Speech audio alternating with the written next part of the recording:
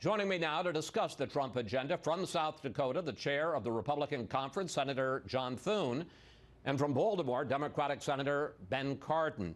Gentlemen, before we get to Obamacare, I want to ask you all about an agreement that congressional leaders in both parties have apparently reached over the weekend about a bill to impose new sanctions on Russia and to limit the president's ability to lift those sanctions. Senator Thune, is the president going to sign that bill? I believe he will, Chris. The Senate passed it 98-2. Obviously, both Senator Cardin and I voted for that. The House has made some minor modifications. We included Iran. They extended it to North Korea. But this is a bill that will go to the president's desk, and he should sign it into law. You say he should sign it into law. There has been some pushback from the administration. They don't like the idea that it limits his ability to conduct diplomacy by imposing sanctions and limiting his ability to lift them. Well, that's true, but I think that in the end, the administration will come to the conclusion that an overwhelming majority of Congress has, and that is that we need to sanction Russia for their meddling in the U.S. election. That, I think, will pass probably overwhelmingly again in the Senate and with a veto-proof majority. So the president I think it's in his best interest for a lot of reasons to sign it, and I believe he will. Senator Cardin, do you share your colleague's confidence the president will sign it? And what if he doesn't? What if he does veto it?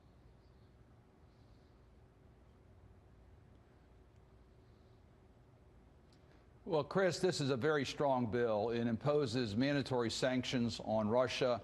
It provides for congressional review if the president wants to waive or eliminate sanctions. It's very bipartisan.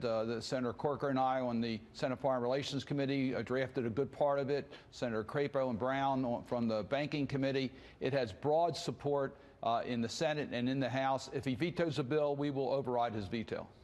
Let's turn to the big health care vote this week. Here's what Senate Democratic leader Chuck Schumer said.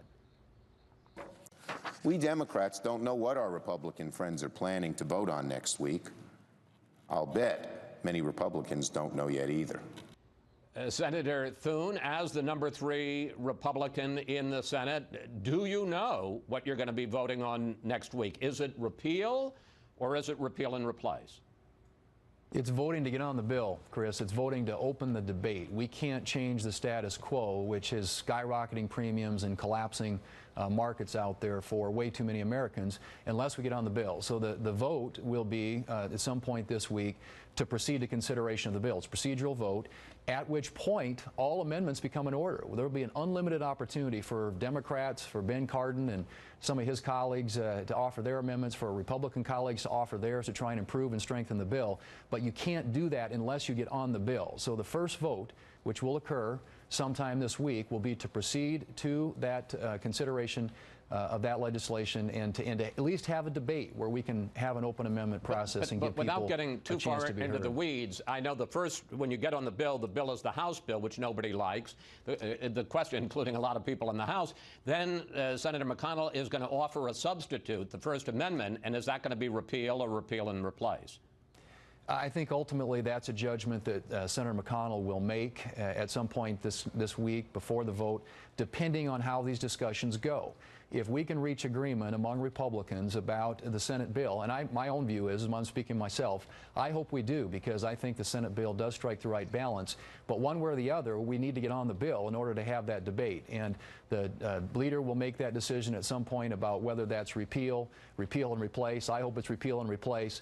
But which camp you're in, you can't have a debate about either unless we get on the bill. So we need a yes vote. That's the only way to change the status quo. Senator Cardin, this got even more complicated on Friday when the Senate parliamentarian said that some measures in the McConnell bill, the bill that the Senate Majority Leader is offering, are outside Senate rules and may be out of order. So where does that leave this whole thing?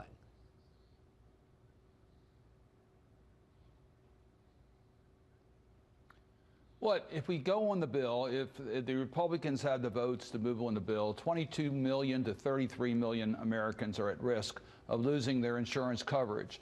All Americans are at risk of losing quality insurance coverage. So if we get on this bill, we're under what's called reconciliation.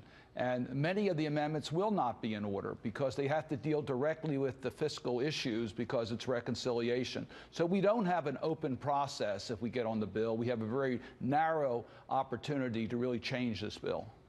Senator Thune, President Trump, and you were at that meeting this week in the White House, told Republican senators that you've all talked tough when President Obama was in the White House, but things have changed. Here it is. For 7 years, you had an easy route. We'll repeal, we'll replace, and he's never going to sign it. But I'm signing it. So it's a little bit different. Senator Thune, if Republicans block the bill this week, either don't vote to begin the debate or begin the debate and then go against whatever is on the floor, is that the end of repeal and replace? It's not. But it is a vote, I think, for the status quo. But what will happen, and if and when that were to occur, is we'll go back to the drawing board and we'll get a bill up. We are going to vote to repeal and replace Obamacare. The question is not a question of if, it's a question of when. My argument, Chris, is that we need to do it sooner rather than later, which is the argument that the president made, because this thing is spiraling out of control. Obamacare is in a death spiral. You have seen since 2013 premiums in this country in the individual marketplace have more than doubled. You've got markets that are in a free fall, in a collapse, and something has to be done sooner. And I think that's why we need to get on the bill and start this debate. And then if people want to amend it, it is an open amendment process. There will be unlimited amendments that can be offered. And the United States Senate will have an opportunity to work its will. But that can't happen. We can't change the status quo unless we get on the bill. And I think we have a responsibility and a duty to the American people that we committed and promised that we would repeal and replace Obamacare with something that's better.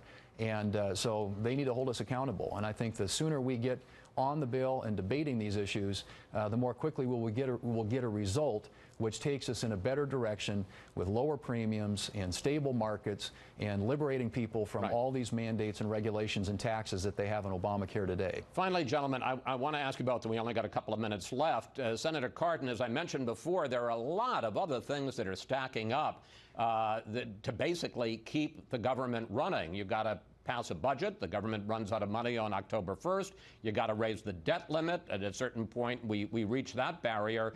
What are the chances that we are going to be able to avoid a train wreck this fall? Well, if you want me, I'll take that, Chris. Wait, no, I'm asking Senator Well, there's a better Cardin. way to move forward. And answer to Senator Thune. There's a better way to move forward. In response to Senator Thune, if Democrats and Republicans work together, we can get things done. Senator Alexander, the Republican chairman of the Health Committee, says he'll schedule hearings. We had no hearings on the health care bill that the Republicans are considering. Let's work together. We worked together on the FY17 budget. We want to improve the Affordable Care Act, not repeal it. And there are ways we can do that by bringing down overall health care costs and making, particularly in the individual marketplace, health insurance more affordable. On the budget issues, we have members of the authorizing committees on both the Democratic and Republican side. The Environment and Public Works Committee this week will be passing out some authorization bills that deal with the budget. We need to deal with a realistic budget for FY18 that reflects the progress we made in FY17 working together. If we do that, it's going to be in the best interest of the American people. We can improve the health care system, we can get a reasonable budget, and we can move this country forward. Gentlemen, we're going to have to close on that optimistic note. Senator Cardin, Senator Thune, thank you both. Thanks for coming in today. Thanks, Always Chris. good to talk with you, gentlemen.